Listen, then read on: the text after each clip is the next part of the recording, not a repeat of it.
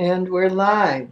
Welcome to Live with Joan. And we have a very special guest today. I'm very excited about today. I am going to give it a moment for people to come on.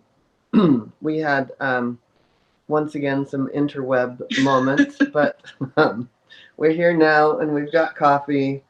And of course, this is my favorite cup. Don't tell me what to do. You're not my cat. So that's the story of my life. Anyway, if you're new to me, my name is Joan Ranquet. I'm an animal communicator, author, TEDx speaker, and founder of Communication with All Life University. And the program, Communication with All Life University, is a school where you can either learn animal communication or become an animal communicator, learn energy healing, or become an energy healer.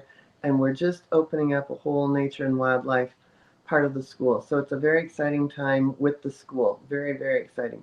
And we opened up so many things, calls with rescues.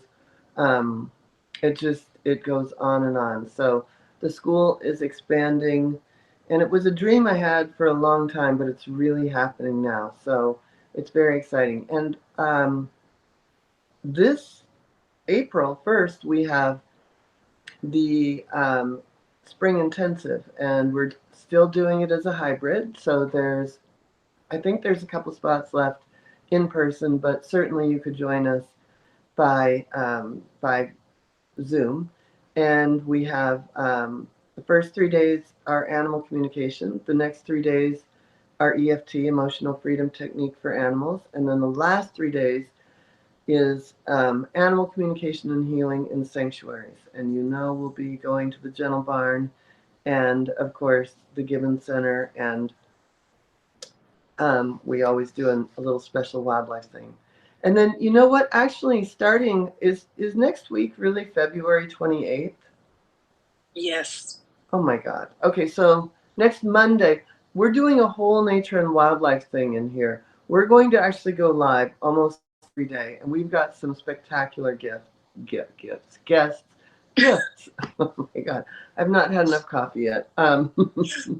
So anyway, we're already off to a wacky start. But I'd love to bring on my guest here in a moment. Claudia, is anyone here? Yes. Can you hear me? Yes. Yeah. We've got quite a few people. Maury Manning, Lorette. Ayat is here. Chris Wilson. Maury, Chris. Debbie O'Hara. I saw a bunch more people, and now they've just disappeared. So yes, we've got quite a few people on. Yeah. Somehow the names just disappeared. But okay. I saw Michael Hofferbert. I saw Michael Hofferbert needs to come to the spring intensive. Yes, I know. I was thinking about that the other day. Like, why don't you just fly down and come to it? Anyway. Yep. Afton Hughes is on. Heidi Everett Hensley is on. Marie Christine, bonjour, Marie Christine. Yeah, we've got quite a few people on. And that's another class we have coming up. We have Subtle Energies with Marie Christine, Subtle Energies for Animals with Marie Christine. And she teaches for the school.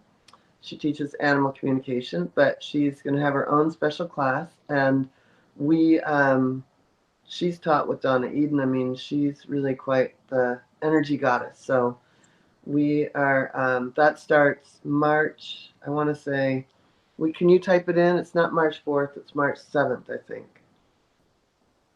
Oh, anyway, it's a March. Yeah, they'll type it in. They're going to type it in. Yeah, we actually should put the link in for that. We'll put the link in the, even if I have to do it after I teach today. I teach advanced, and we're doing Afton's foster dog after the live today. So anyway, this series, How to Help Animals, is near and dear to my heart because we have committed as a group in this Facebook group to help 22 million animals, and of course, in 2022. I mean, there are some spectacular people in history that could have done that by themselves, but the beauty of this is that we're doing it together, and by coming together in each week, really learning from these experts, we're going to make a difference, and I know we're going to more than hit that intention. And so what I really love is that our guest, Jill, and I'm going to let Claudia do the introduction. My phone started ringing, sorry.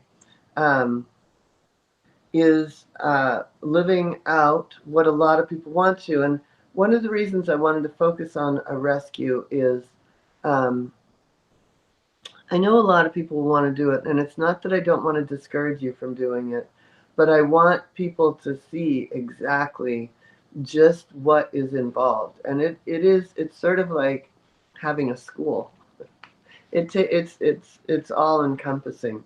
I doing personal things sometimes becomes a stretch because people in the rescue are completely engaged, and you can't predict when something's gonna, when an animal's gonna come back. That just happened to Afton. You can't predict, that this sweet loving dog you just adopted out is going to snap at children at a birthday party. So there's all kinds of things that go kind of crazy kooky, and we're really going to dig deep and explore and really learn a lot with our next guest. So we have Jill Angelo, and I'll just go ahead and let you do the intro, Claudia. Okay, I'm going to start this little slideshow for everybody. Not here. Jill Angelo Birnbaum is a longtime animal activist and welfare advocate, working for years at shelters helping animals recover from injury, trauma, and abandonment. She saw firsthand how rescue services transformed the lives of countless animals in severe need. In 2016, she founded the Moondog Farm, a 501c3 U.S. nonprofit where she has rescued, nurtured, and found homes for more than 1,000 abused and neglected dogs and other companion animals. This is a slideshow that she had created for Giving Tuesday, and we just thought it would be really appropriate for this Facebook Live. Send out an army to she has, she's got dogs, she's got pigs, rabbits. Please, when I bring her on, she will correct me if I'm missing anyone. But these are all her babies from the rescue. There is no distance. Okay. Cannot be covered over and over. You're not defenseless. Right. So I'm going to bring Jill on right now. Okay. Yeah. Hi. There she Hi. is. Hi. Thank you. Thank you. Thank you. Thank you. It's an honor and a pleasure. Thank you. Thank you. So we're going to dive into what you do and how you got started. But before we do that, what did you do before you were a rescue? I worked for, almost 20 years in a family-owned business that I wanted to run like a corporation. It was kind of one of those things that I did when I was a kid. I would dress up and play office and be an office manager and like CEO, and I was going to do this. And I worked for this great, great family business, and we grew it big. And then I was with a gentleman who I thought I was going to marry, and we got engaged, and he passed away the next day. Oh my God. And that kind of obviously set me back quite a bit. And that opened up my spiritual world. I didn't know, I knew that there was heaven, but how much was there heaven? And how did all that work? Because this is one of the very first important parts of my life that I'm now grieving, and I don't know where or what to do with myself. I had invested at 32 thinking that I was going to get married and have babies. I mean, that's what society says we should be doing. So there was a lot of deep introspection and spiritual calling and an enormous, giant spiritual path. And I started to trust the signs that were given to me and what came my way. but I was also naive. So I thought that all the signs were always positive. And so I moved to Arizona on a whim with this guy that I fell in love with. And I thought, here's my second chance. I'm going to have babies and get married here. And that's where the phrase that love is blind really is true. So I packed everything up. I left that company. I moved to Arizona to be with him, bought a house, completely submerged myself in the process, trucked 3 dogs cross country, got there, and everything came crashing miserably down. Oh. So I stayed a year. I moved back home. God bless my parents. I moved back into my old bedroom with the 3 dogs and my parents' 3 dogs and started over. And I went back to what do I know? And that is how to manage and consult. So I started a small boutique type business and submerged myself working with Andrew Harvey and other great luminaries that we know. Mm-hmm. And developed this kind of niche of helping people with veteran and first time publishing. And it's great. I love it. I still do it to this day. And yet there was still this nagging, pulling, you're not doing enough. This is good, but this isn't, this is work, which I do love. So I want to emphasize how much I do love it. Yet the animals were always with me. And I was rescuing and didn't realize that I was rescuing. So I didn't realize that I was already kind of in that calling without knowing I was really submerged in my calling. So as universe would have it, I ran into a dear old friend who was actually good friends with the gentleman who died.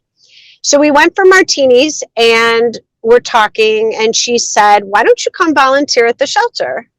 So in 2014, I went to a shelter locally here to Chicago, and I started working.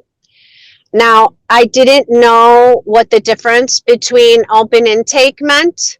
So I just thought that in my own naivete that all the animals that came in all found homes, until I learned that open intake doesn't work that way.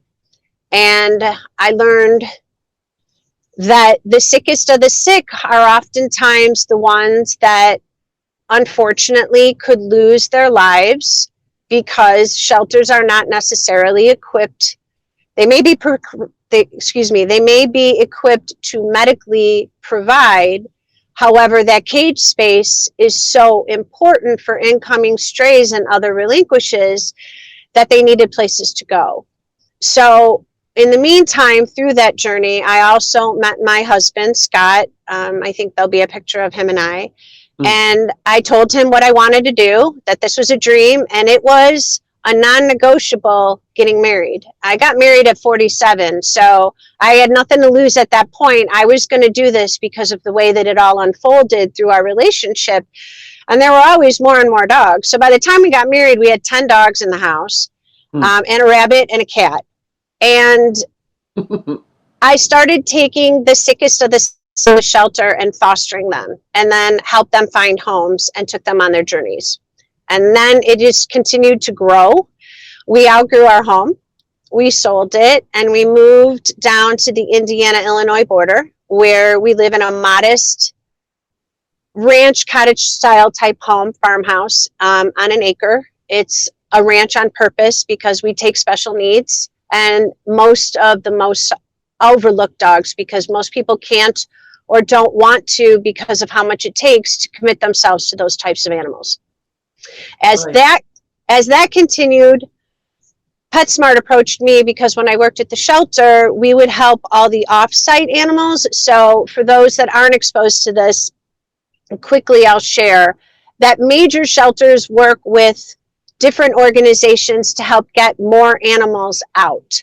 So we will put littles, as we refer to them, guinea pigs, hamsters, gerbils, and cats in PetSmart facilities that have space to get them out of the shelter to be able to take that many more in.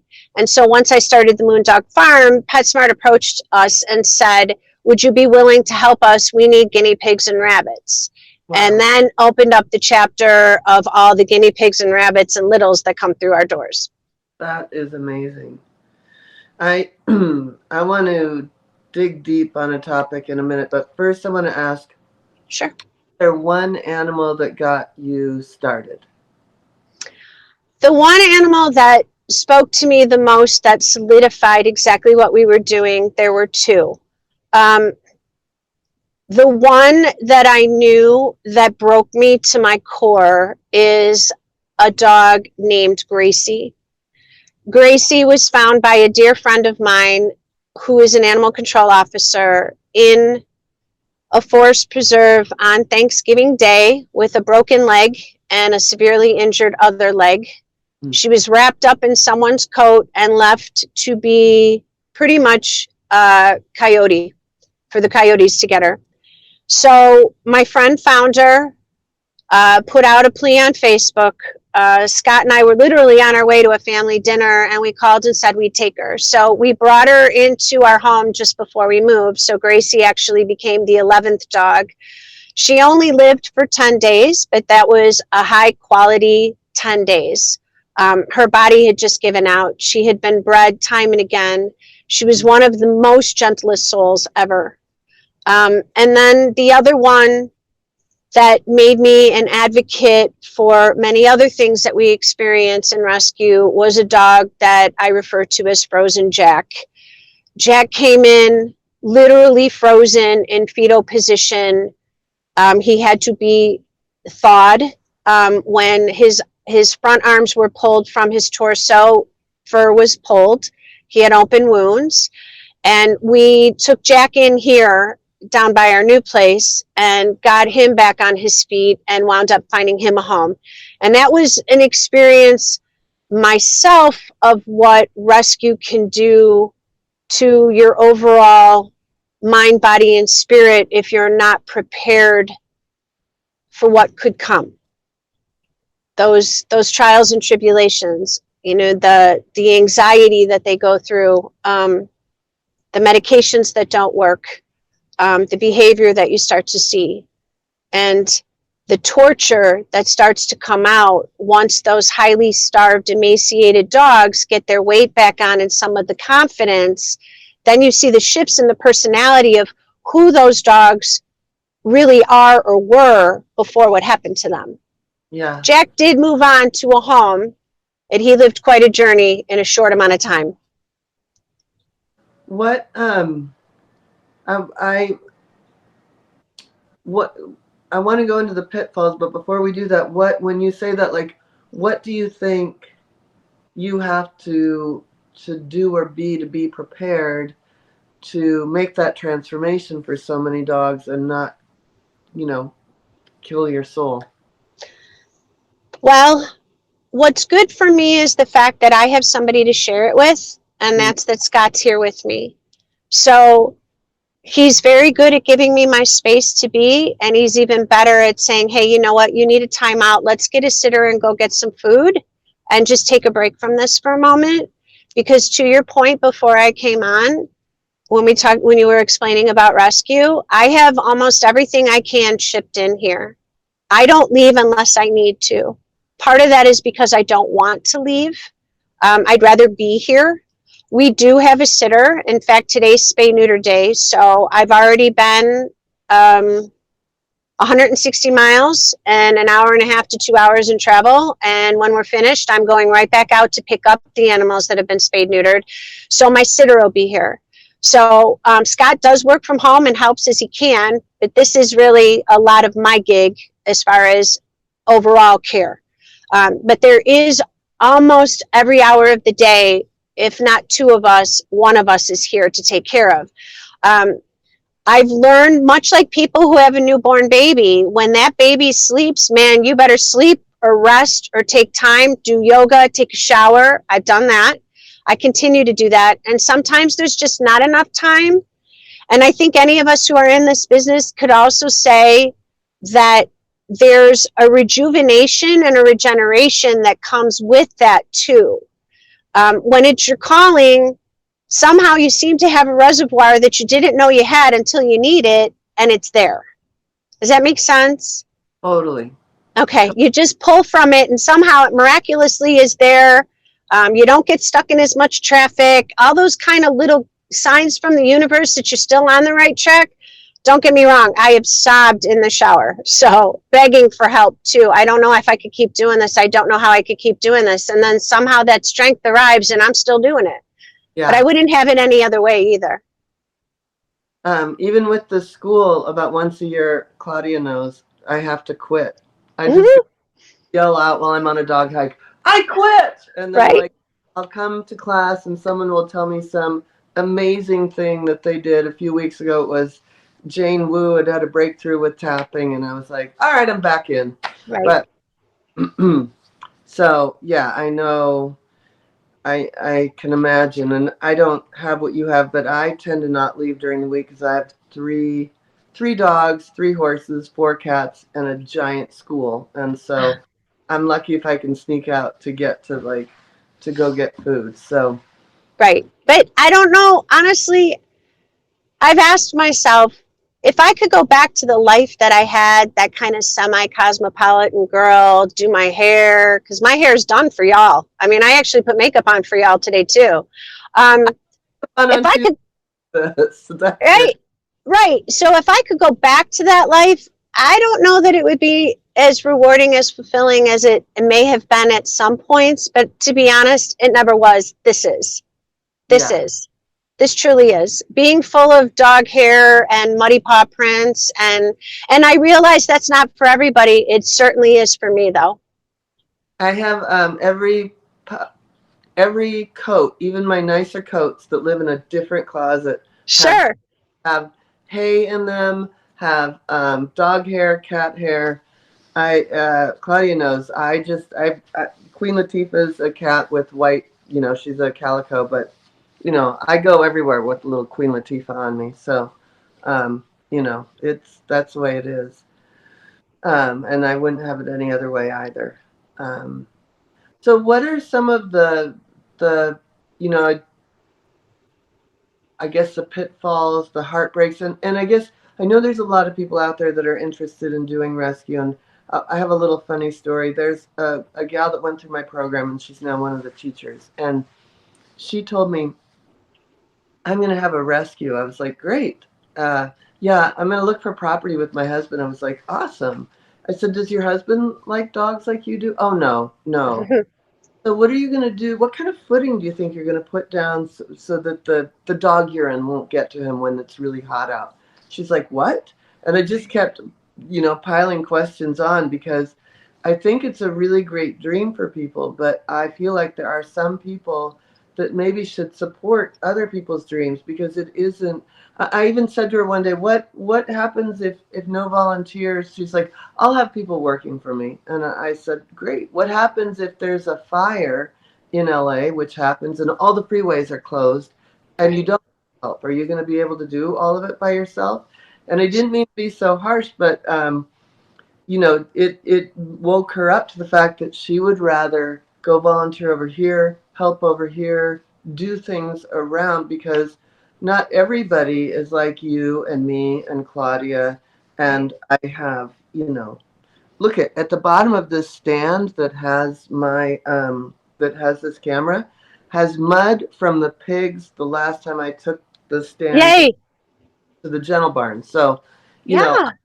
I'm that girl, but not everybody is us. I always say there are animal lovers and there are animal people. Right.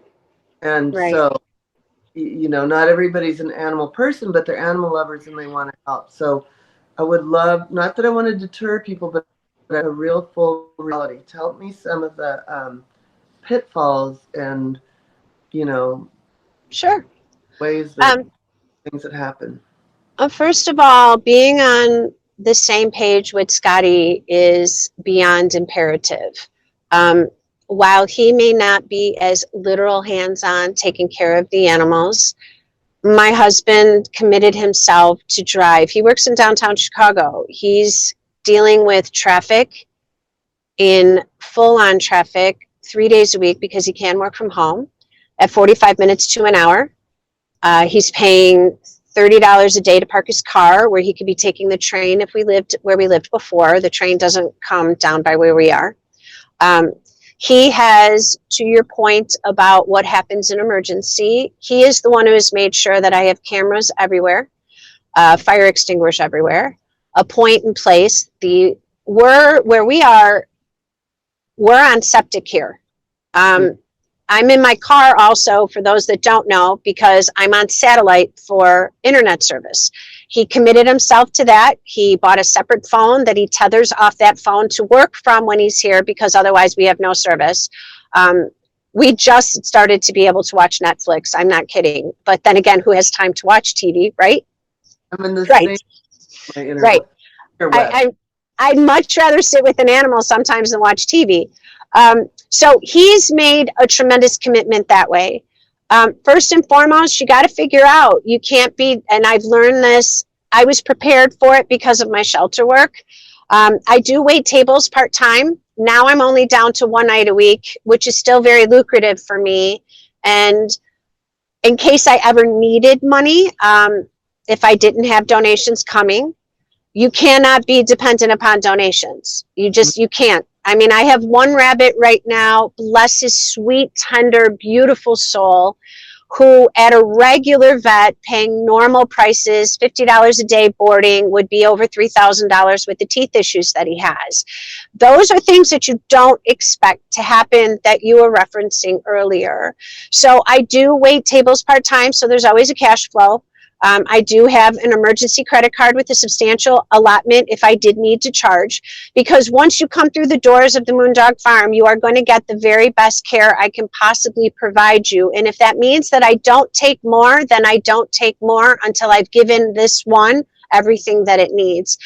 Many people say those, and we see those memes all the time, that I would save them all. You can't possibly save them all.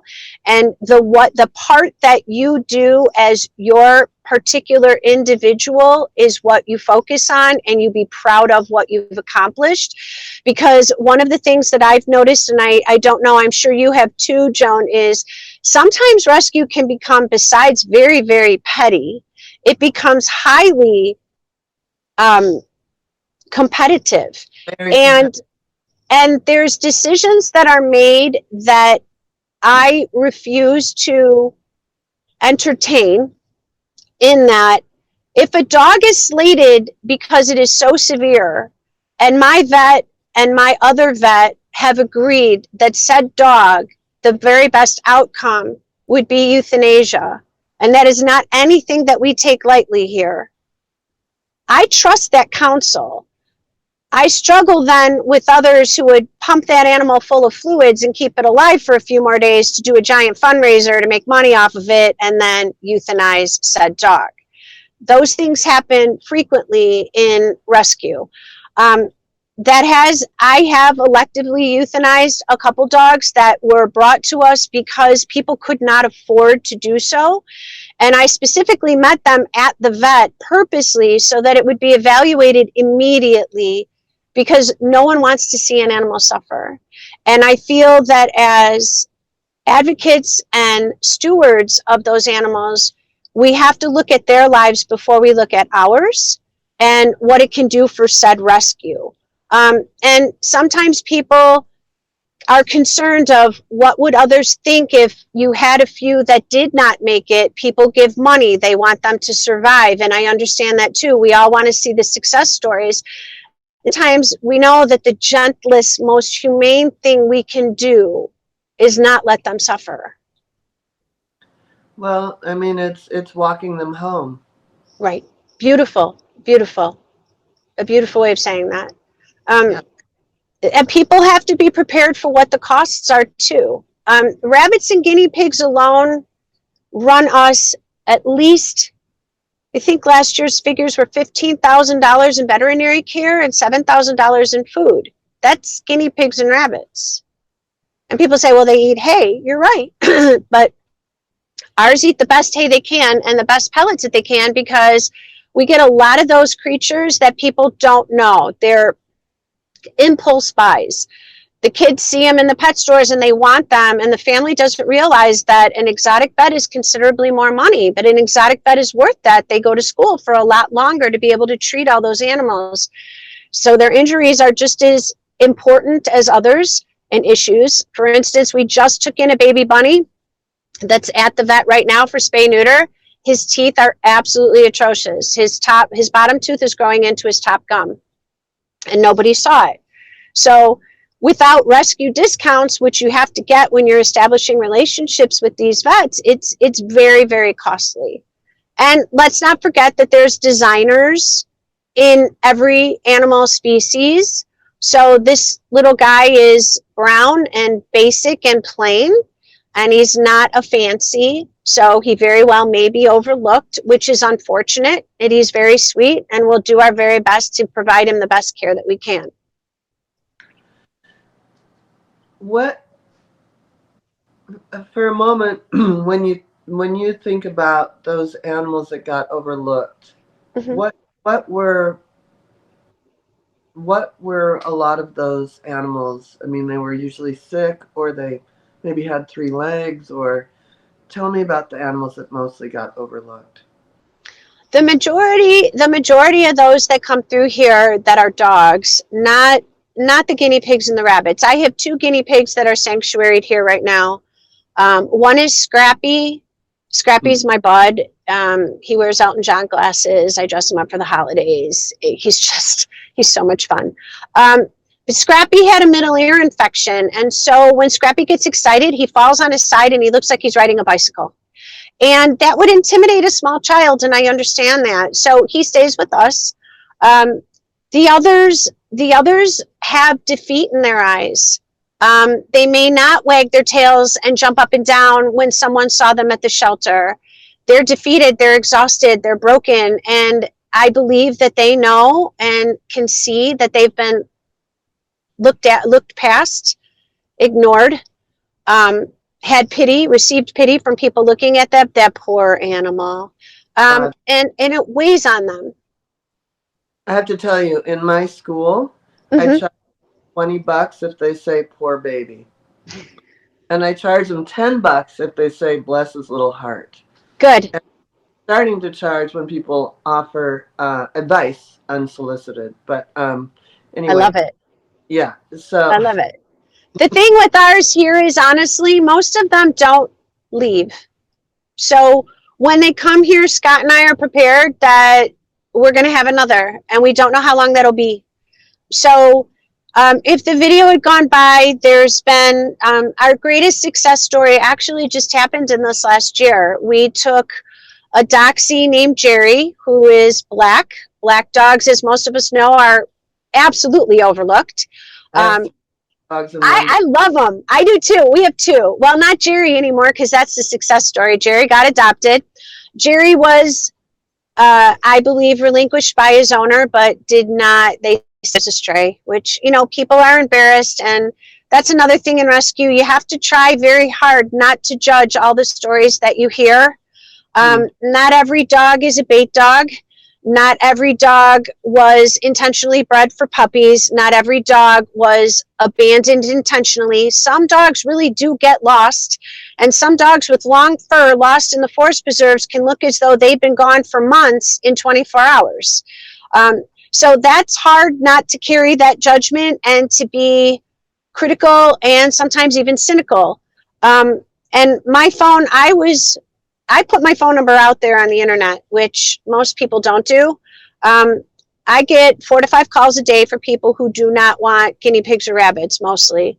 But back to Jerry. Jerry would have been euthanized by the shelter. He had 15 teeth in his mouth, all of which were rotted, pussy, everything, awful, reeking smell. We did a drop-off. We left him. They removed all his teeth, which literally was his saving grace. So for the first probably 3 weeks, I wore pot holders with Jerry to pick him up and to carry him, because Jerry would bite at my wrists and repeatedly, left to right, left to right, left to right. He was awful. He was so miserable. But we got him on track, and with acupuncture and chiropractic and water therapy and Chinese herbs and a tremendous amount of patience. And one of the biggest things I'd have to emphasize that have been my experience in rescue, and I think that most people who are in rescue would agree, is decompression is everything for an animal. And sometimes that decompression is not the rule of 3 of it being 3 days. Sometimes it's a week or 2 weeks. And that's what we gave Jerry. And at the end of 2 weeks, Jerry started submerge a different dog. And in the end, I'm happy to say that he began to stumble and then walk and then trot. And Jerry lives in a condo now with a friend of mine, and he's living the life. You know, I love that. And that's an awesome story. And yay, Jerry. I want to go back to what you said, though. This is so true. I tell people all the time, I feel like it's a cynical part of a suspicious part of us that always makes it out like, oh, that dog was Right, abused. Oh, right. that this. And if we just stop in our school, we have to get to complete neutral. We can't judge. We have to be as neutral as we can be in order to do this work of animal education, energy healing, all of it. And in so many ways, um, we have to, what you're talking about with the decompression is really just allow that. I always say that an animal walking into a new home, it might take 6 months for you to see who they are because they're still auditioning, Right, right? right. And largely those animals with defeat in their eye are simply grieving. And so those, you know, the what they just left. And so we have a lot that we try to do with helping with the EFT emotional freedom technique and so many things like that, that there are so many tools to help those animals. That's what kills me about this genocide we have going on. So anyway, um, I'm really grateful that you are taking those animals in. I understand that you have a challenging animal right now, and I I was do. going to communicate. Please. You could text me the picture because I'm not able to see like the slideshow and all of that. So I want to see the slideshow that everybody else got to see. But Yes, I'm going to text you the picture. 1 second, please. okay. Okay. Do you want any history of her at all or none? Just what's her name? Her name that she was given is Zuma. I changed her name to Mercy. Hmm. And how old is she? A year. So And I'm told. Screen too. okay. And is she so? Does she, her biggest challenge right now, is it behavioral or physical? I can see. Is It's she physical, absolute physical. all right? And does her hind end work?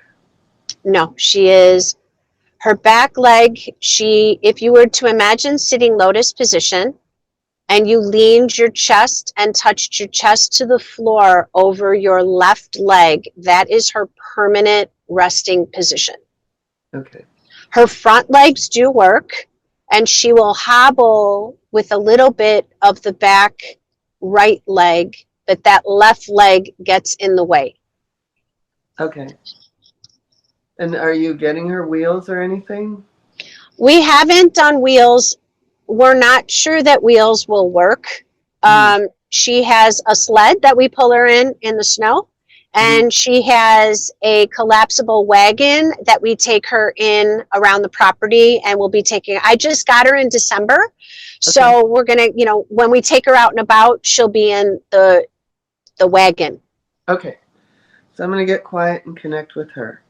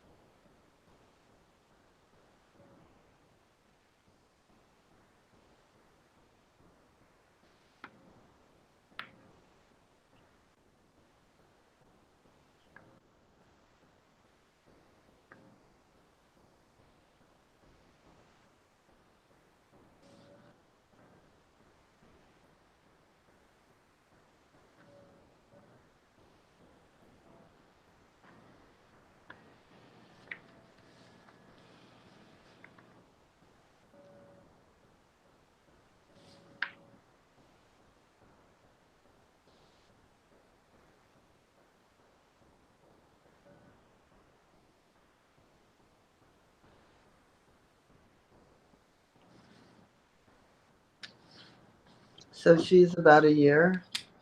Yes, that's what we were told. Okay. Well, it feels like for at quite a young age, she's had a lot go on. Um, but and I can see why you would call her Mercy. It feels like there is something so um, beautiful, Yep. unbelievably forgiving, Yes. unbelievably powerful underneath all of that. And that's the part that is probably worth everything that you're doing. Absolutely.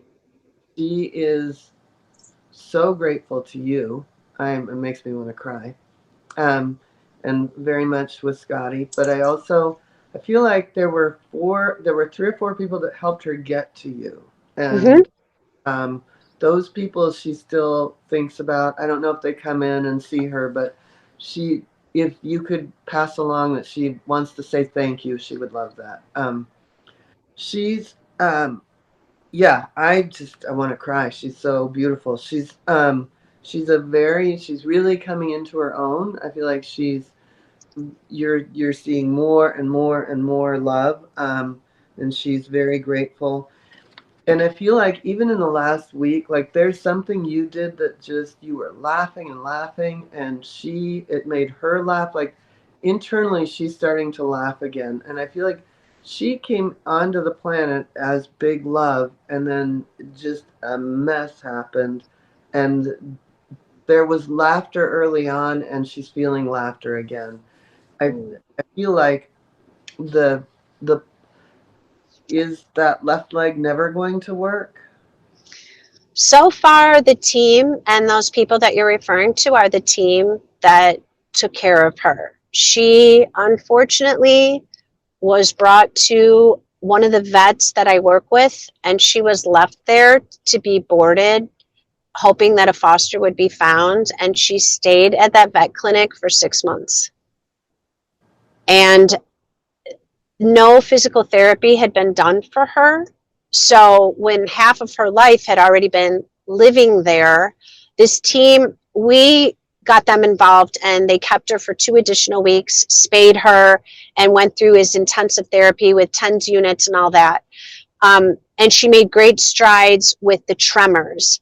It's thought that either her mom stepped on her spine at birth with the deformity, that could have happened most likely, and that's why she's injured, and the breeder did not cull her. She apparently had a set of wheels. We're all a bit stumped about how she would have a set of wheels because that is such a legit custom type of chair.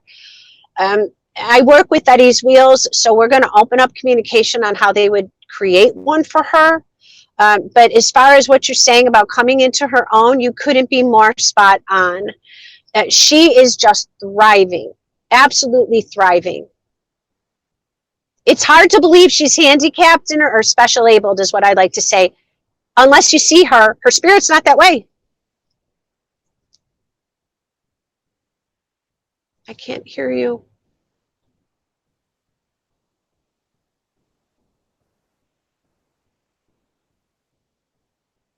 I'm sorry, I can't hear you.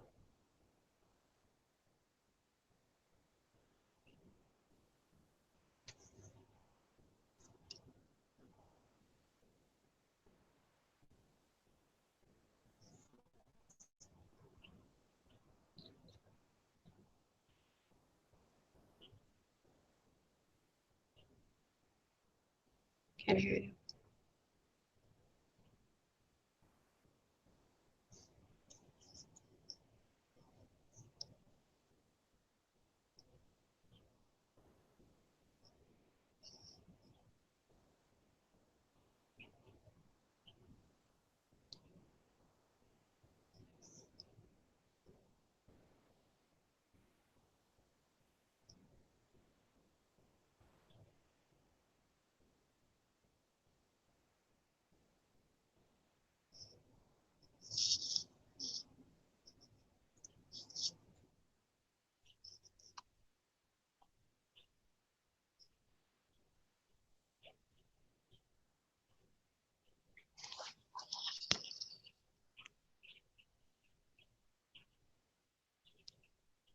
I can't see that.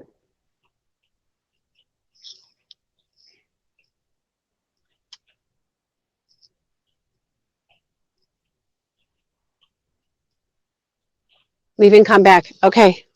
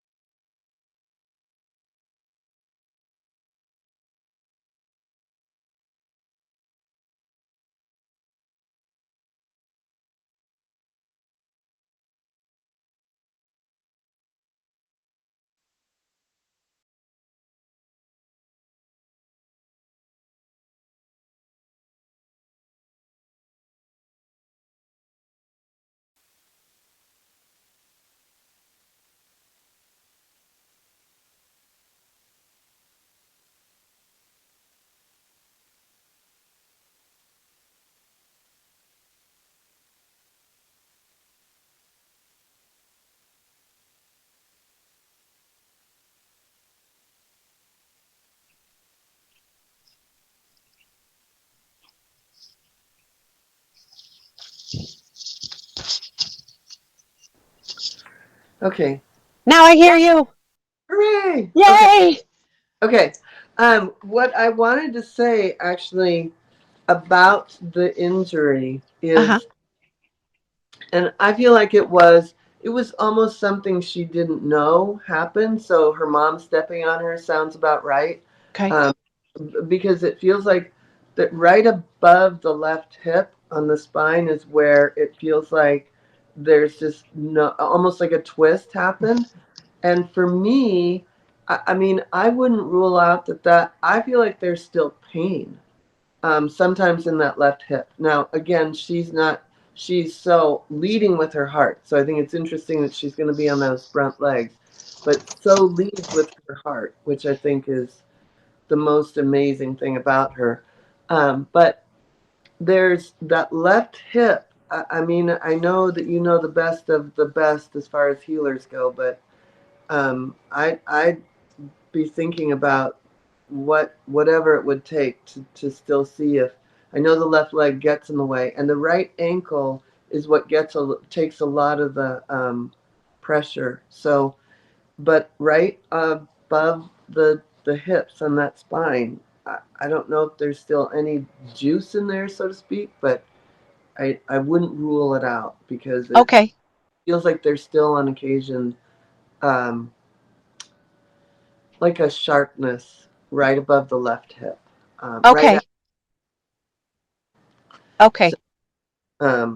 but she's like the most amazing spirit on the planet, and I want to see, please send me pictures of happy Mercy. Okay. You bet. You bet. I will. Thank you very, very much. Yeah. Um, so I actually have to go teach. So, I always love for people to see that animal communication and EFT tapping and all those things are viable things to help people with rescues. And you've been amazing in sharing with us everything. And I have to teach here in a few minutes, so I'm going to go through the comments later on. I know I've thoroughly enjoyed having Thank you. you. Yeah, but I Thank want you. to get to your 3 tips for people. Oh, sure. Okay. So rescue, foster, adopt, educate, donate, spay and neuter. Although I didn't think I really needed to say spay and neuter because by now we better all know spay and neuter, but it doesn't hurt. And what I have learned by being in this, honestly, is sharing any animal that appeals to you that is either lost or available for adoption on your platform really helps. I heard one statistic that says that pit bulls can average a minimum of 3,000 shares to finally find its home. Pit bulls are the breed over here in Chicago that are the number one. Some have Chihuahuas, some have Dobermans. Ours are more pit bulls. So to know that it needs to be shared by at least 30,000 to 3,500 times to get that dog a home. And I don't know if that's completely true or not, but it does sound about right. I mean, some of these dogs are in shelters for over a year. Sharing that takes nothing. It takes nothing, but for that dog, it can beat everything, or that cat, or that gerbil, or that rabbit in my case, can mean everything. And by doing that, you're opening up space for us to continue to keep taking in more. And thank you for the work that you do. What an amazing, I can't wait to hear more, and I hope that you utilize our school. We have students that need to get case studies. We have all kinds of ways that we can help you if you're interested. And very much. I want to study too. So yes, I'll find Claudia after. All right. All right. Thanks, Joan. Thank you so much. All right. Take care. Sorry about the mishap. Oh my God. Thank you. It'll stop. Okay. Okay. See you soon. Bye-bye. Bye.